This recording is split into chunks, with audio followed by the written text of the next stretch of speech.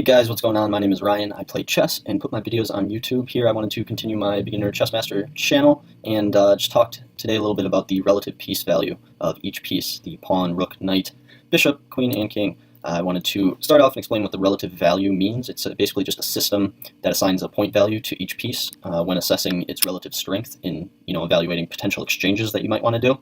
A pawn is always going to be worth 1 point. A knight and bishop are worth 3 points respectively. A rook is worth 5. A queen is worth 9, and the king is basically worth an infinite amount of points simply because if it's captured, the game is over. So calculations of the value of pieces provide only a rough idea of the state of play. The exact piece values will depend entirely on the game situation and can differ considerably from those given here. In some positions, a well-placed piece might be worth a lot more than indicated by the actual piece value, while a badly placed piece may be completely trapped and thus almost worthless in the game. So let's start it off and talk about what pawns are worth. So there are connected pawns and disconnected pawns, non-connected pawns. You can see here that black is going to have a stronger position simply because his 3 pawns here are connected. Even though that material is completely equal in this position, black will have a easier position to deal with simply because they're connected. And vice versa, black is going to have a hard time, moving many of his pieces because of these connected passed pawns. So it's just an immediate disadvantage for you to have non-connected passed pawns in the opening. In the endgame now, it's a completely different story if we were to look at this, relatively similar position, but you can see here in an endgame, this was also an endgame here, but it was just to exemplify my main point of non-connected pawns are oftentimes, especially in the opening, less valuable and weaker than connected pawns. But in the endgame, such as this is going to be very strong for white because of the chance and the opportunity to queen one of these pawns. For example, if it was white to move, we might move here, and then you might want to chase down this pawn, then we could move here, you might come back here, and we could, they're too far apart for the king to handle this kind of, pressure. We're eventually going to queen one of these pawns.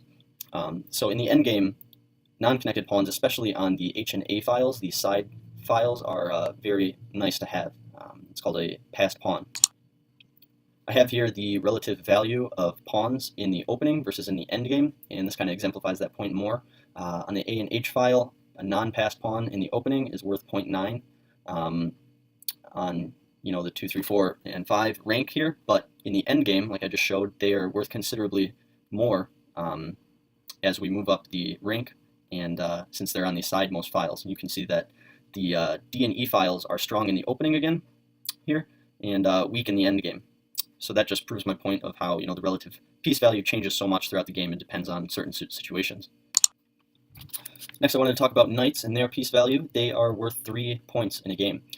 Knights are really nice because they can jump over other pieces. It's the only piece that can do that. And knights in the central squares here are worth more than on the rim.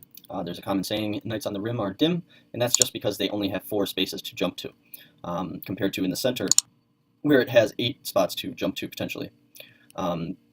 You want to always maximize the activity of your pieces, and a knight in the center is a lot stronger than on the side. Compare, this position right here, where it's controlling all of the center, to right here, where it really only has 2 spots to jump to. A bishop is worth 3 points as well as a knight. Bishops are nice because they control diagonals. Bishops in the center of the board, just like the knights, are going to be stronger simply because they, cover more space than, for example, if he was right here, he would only control this file. That's why you always want to try to centralize your pieces. I'm going to be talking about controlling the center in one of my later videos, but bishops are worth 3 points usually, and we're going to talk about some situations where bishops and knights and other minor pieces are worth more than they are just alone here. But let's get to rooks.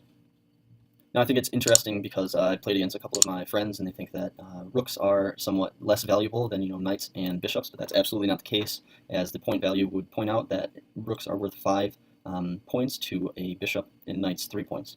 The reason being is that rooks are just like bishops, except for they control the vertical and horizontal files. Rooks are very strong in the endgame, especially when they are connected with another rook or a queen.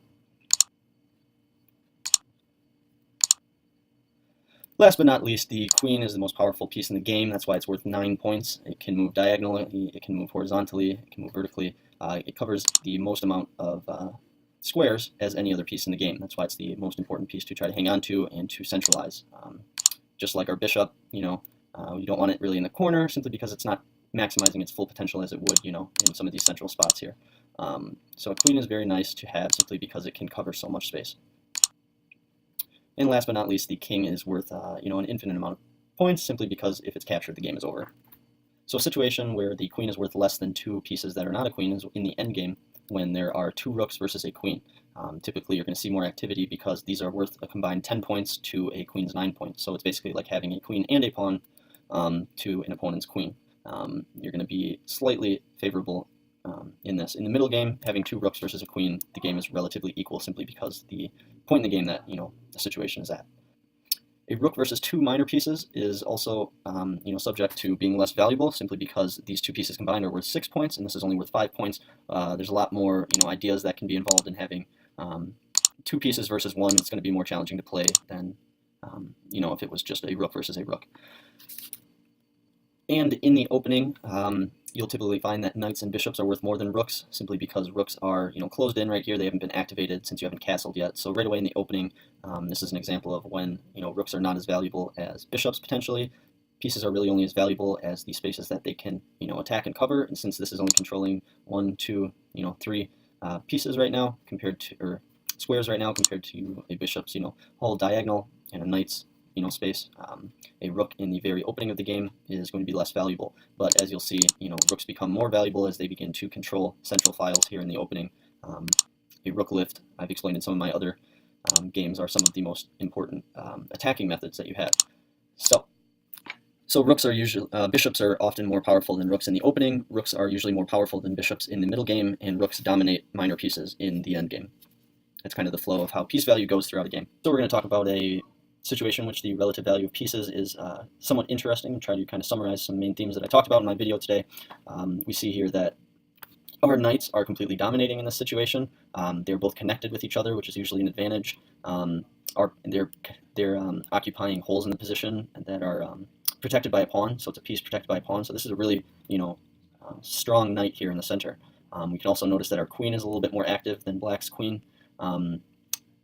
Because our rook is in the corner here, we can see that we're at an automatic disadvantage because this rook is not going to be in the game at all. So we're at a major disadvantage here with our rook being shut out when compared to these 2 rooks, however.